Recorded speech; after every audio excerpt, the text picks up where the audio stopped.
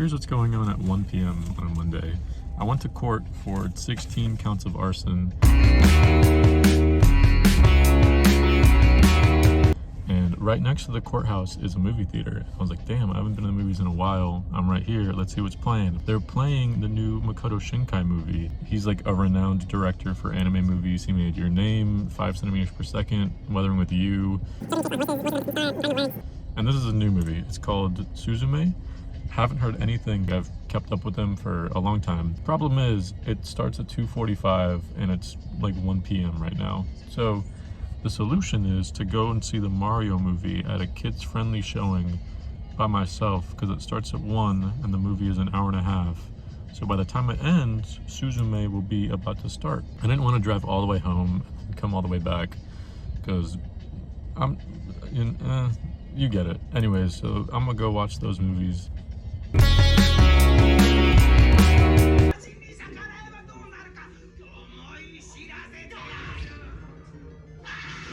Okay, I'm gonna be honest, both of them are pretty bad. But hear me out. Mario movie was kind of better than Suzume, which I didn't expect to be saying at the beginning of the day, but here we are. I have less thoughts about the Mario movie, honestly. It was just kind of like inoffensive, so it being bad didn't really bother me, because it's like, I wasn't expecting much. There was a lot of like attention to detail. It was really polished, like animation wise. Cool references that made me like Reddit moment. Oh my god, that's Mario from Mario. Inconsequential, but average, I guess. Yeah, it was okay. Sorry to my critical thinking, but I really didn't mind it. One thing I will say is that I went to a children's screening of it, which I didn't know that was a thing. And it was so cute to hear them, because they were all so excited and like just, oh my god, I could cry if I keep thinking about it. It was adorable.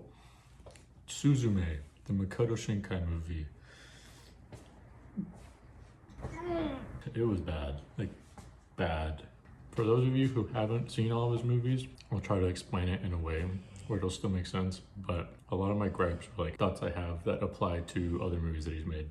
There are certain things that make his good movies good that he's just failing to replicate, or he's just missing the mark, and he's going for like a wider net audience-wise maybe. I don't know what it is, but like he has made good movies before that are really intimate, really strong emotionally, have a great soundtrack, animation, establishing shots, blah, blah, blah.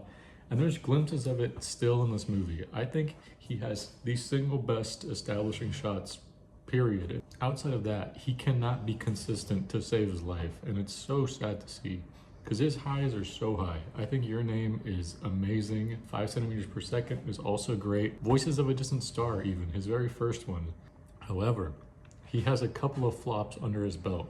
And right now he's kind of in his flop era, where he made Weathering with You, which was such a downgrade from Your Name that it's crazy that that exists. And now he made this, Suzume, which is also just thumbs down. Even like some of his like lesser works, like Garden of Words, they're still good in that. I just had really high expectations. I thought the entire like second half was dragging on so much, and it just like meandered and introduced new characters and got even more convoluted. It just missed the mark. The stuff that he does double down on is like what made his bad movies bad. Pretty bummed about it, but what can you do? It's like 6 p.m. I now have a driver's safety course to take. Yeah, I didn't get charged with arson, but I do have a speeding ticket, so I have to do that. It's 6 hours long, so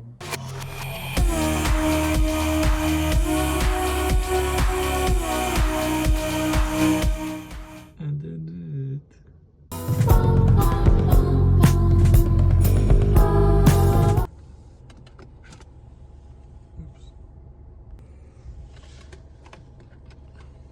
Imprecise words. Yeah, see you get it cause you mean it. These are free smoking niggas need it. Last long we trick or treating.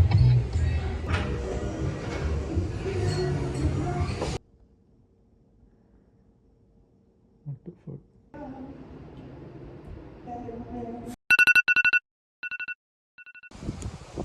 I walk around.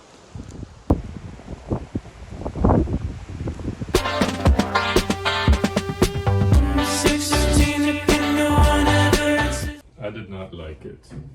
I think because my expectations were too high, where I love Moonlight with my whole heart, so James Baldwin being adapted by Barry Jenkins should have changed my brain chemistry.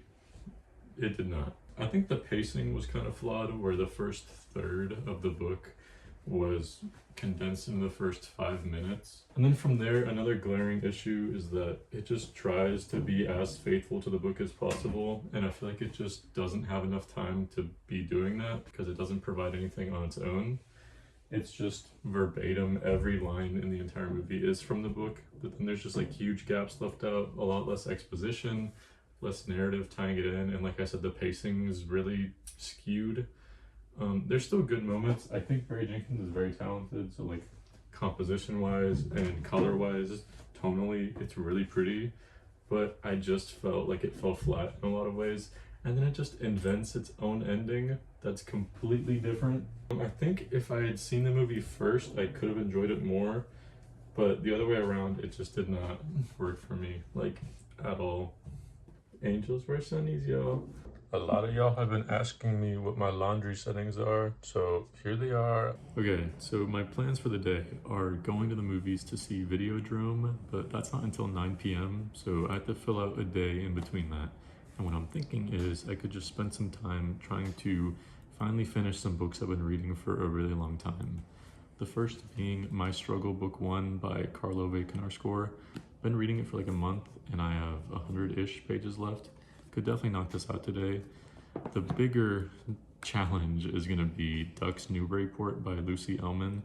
I've been reading this for 2 months now, and what I mean by that is that 2 months ago, I read 100 pages, and since then I've read maybe 9, so really slow progress, but the form of this book is really draining, where there's no white space, there's no periods, and every thought starts with the fact that blank, and it's just really taxing. So I want to just sprint into this and see if I want to keep reading it in general, because if not, I will gladly DNF it.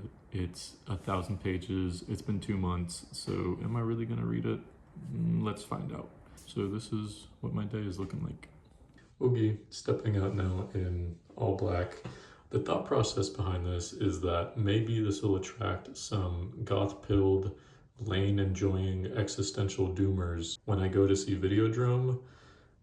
Wishful thinking, but we have to try. Also, what's the point of reading in public if you don't try and look a little cute first, so that while you're reading, you can be like, I wonder if anyone in this coffee shop has a crush on me. That's actually a really normal thing to do, and a lot of people have actually been saying that they also do that, so it's not just me. And also, just a disclaimer, I'm actually really well adjusted and also normal, so I'm just playing a character in my videos. I don't want you all to get the wrong idea about me, so yeah.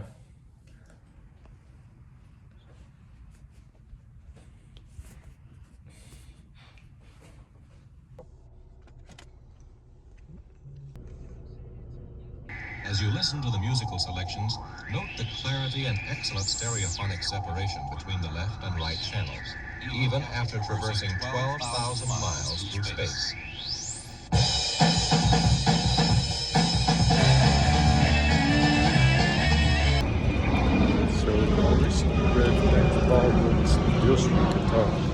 Okay, so it's like 7:30 and I have since finished My Struggle Book 1. Also, DNF'd Ducks Newburyport, which I'm pretty relieved by.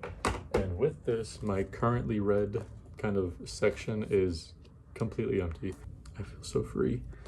So My Struggle Book 1 is the first in a 6-part series that is like this memoir autobiography that Karlove Knarsgård wrote about his early childhood up to his present life. This one deals with early childhood from like 8 to 25-ish, and then takes a jump immediately to the present, where he's writing this book and he's writing another novel and dealing with a death in his family. So first half is like exploration of innocence, relationships, building identity, and the second half is dealing with grief. It is really heavy overall, because even the first half is like tinged with regret, and especially it gets recolored once he loses a family member, and so the early interactions with said family member are even more like really heavy. I don't know how to critique memoir because this is just someone's lived experience. The one thing I will say is that this was very masculine. It kind of gives off infinite jest energy, or what I think is infinite jest energy.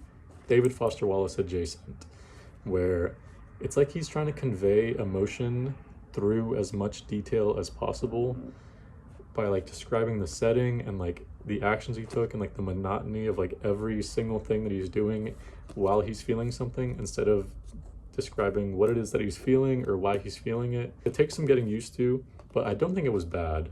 Also, it's like, I don't know how to like critique the way someone's grieving. Overall, really long book. I spent a lot of time in his head, and I don't know that I'll read the other 5 in this series, but I do want to read book 2 because this ends in like kind of a cliffhanger, and I want some semblance of resolution about what he was going through. So we'll see.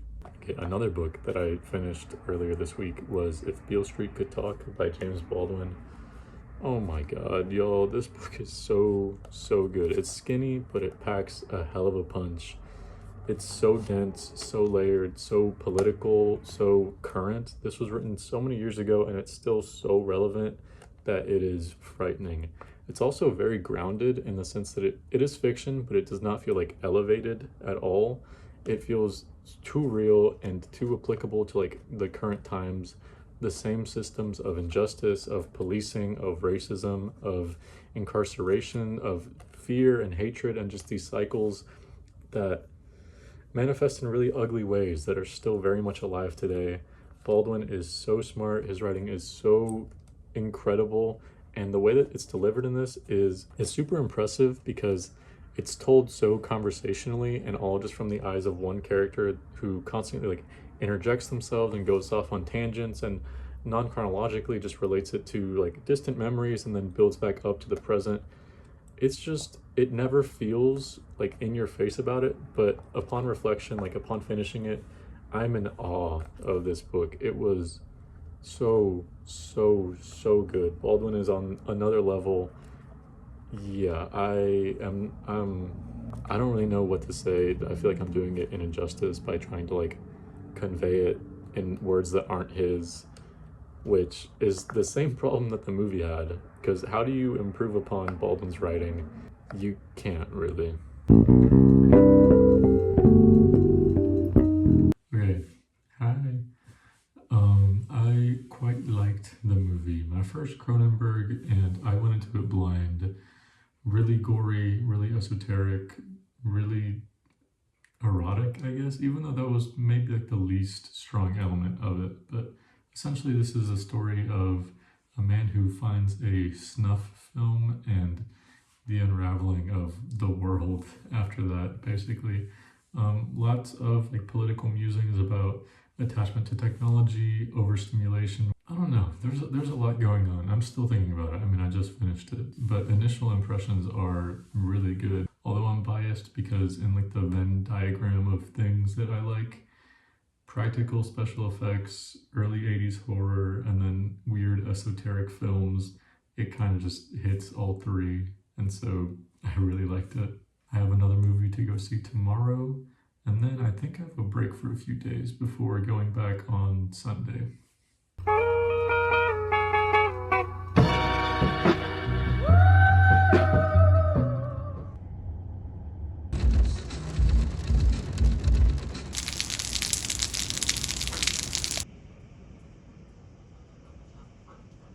Okay, so Ari Aster's first movie in 4 years. Everyone is going to be comparing this to Midsummer or Hereditary, but this to me felt so much more like The Strange Thing About the Johnsons, which if y'all haven't seen that short that he did, it's on YouTube, super fucked up, like revolting. It has that energy where like it makes a pit in your stomach and it just holds you there for 3 hours. It's batshit. It does not let off the gas once. It's in some levels like infused with like dark comedy, and on other levels like very surreal and abstract and like Kafka-esque. You can tell while something's happening that it's foreshadowing something else, but you can never predict like the scope of what it ends up being. And then there's so much like lasting imagery all throughout the movie, lots of like graphic violence that is showed unflinchingly, which to me feels like Ari Aster's staple. In Hereditary, you have like the aftermath of a very impactful moment, And then in Midsummer, you have like the hammer scene. Basically, something happening, and instead of the camera cutting away, you just being forced to see it through to its end. That sense of unease and like dread that that creates, yeah, it's here too. On top of a lot of like dizzying and like sprawling, and I don't even know how to describe what that movie was, but I really enjoyed it. I cannot think of another time where I've been that like disoriented by something. Maybe Climax, I guess. Joaquin Phoenix, he's meant to be like grief stricken and unable to like articulate a lot, but there's still so much like behind closed doors that you can see. You can see him walling off emotions even when he's not delivering anything super emotional. Just really layered, really, yeah, I don't know. Singing its praises, trying not to get into spoilers. Yeah, I am very, very pleasantly surprised. So as for the rest of my night, there's a flash flood going on. So I'm just gonna stay home, edit this, and then maybe in like an hour or two, starting The Last Samurai by Helen DeWitt, because I am doing a buddy read of it with my friend Cami. I also kind of want to watch Beef, the Netflix show with Steven Yeun, because my sister texted me saying that I should. So flip a coin or like play it by ear, but I'll do one of those two after this.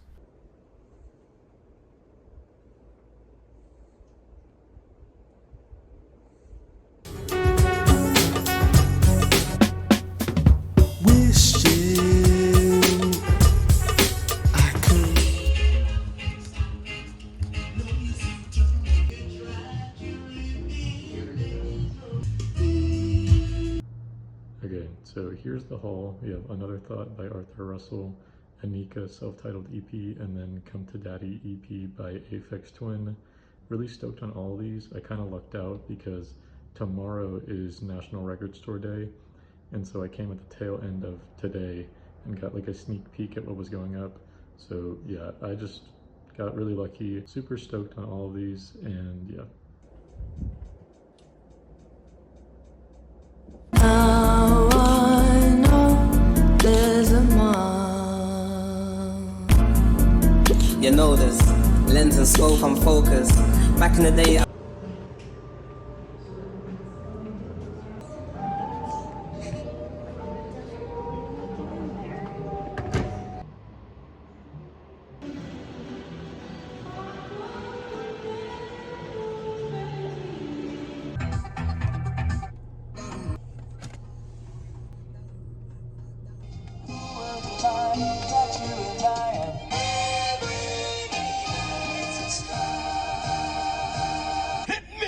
Okay, so I'm kind of just having a Saturday evening into myself. I'm off work, I'm home, started reading this, The Last Samurai by Helen DeWitt.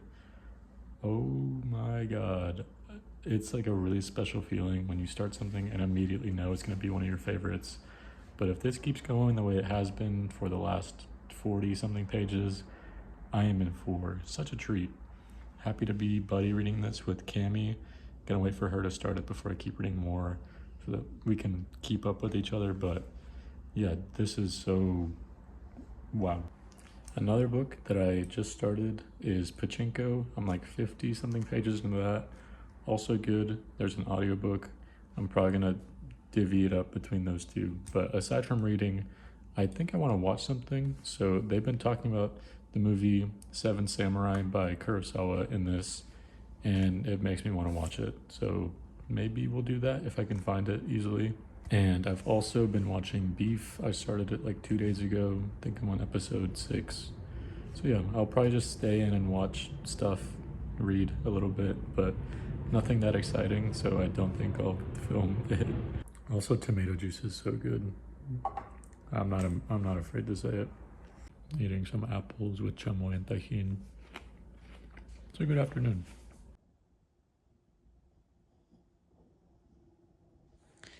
Okay, so I just checked out a bunch of books from the library, and I'm doing the airplane mode trick. In case you don't know, whenever you download a book onto your Kindle, like from Libby, for example, you can just put your Kindle in airplane mode once it's downloaded, return the books to the library, and then you can still read them offline until you turn airplane mode back on. So that's just how I kind of do ebooks. I will check out like a million of them and then return them all. So kind of just like ethical overconsumption. But this is all the stuff I have right now.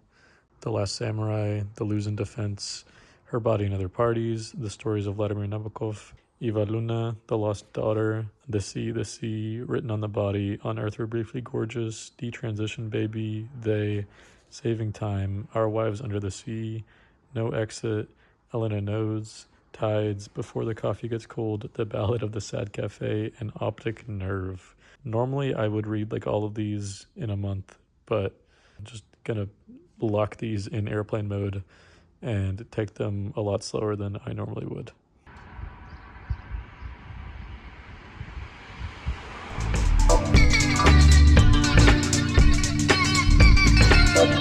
Okay, so I slept in, I showered, I ate, and I've just been listening to some music. After this next album, I will probably go out and read, and then after that, I'm going to go see The Thing, and then that'll pretty much be my day.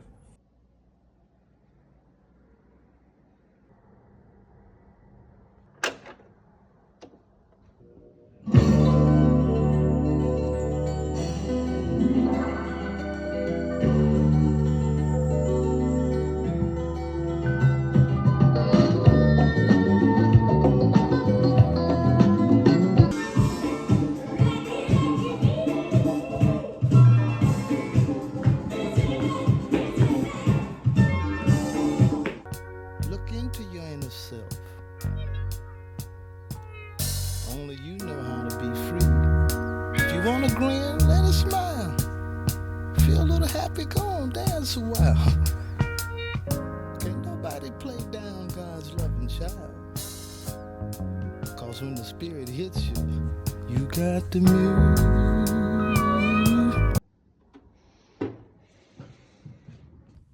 Okay, on my way to go read either The Last Samurai or Pachinko. I still don't know yet, so I'll bring both. But good news, bad news about this is that it's no longer our buddy Reed. We ended up choosing a different book. But the good news on that is that I don't have to stop reading it or wait for her to catch up. So excited about that. Bad news is that my friendship with Cammy is now over. It's been real, but unlucky.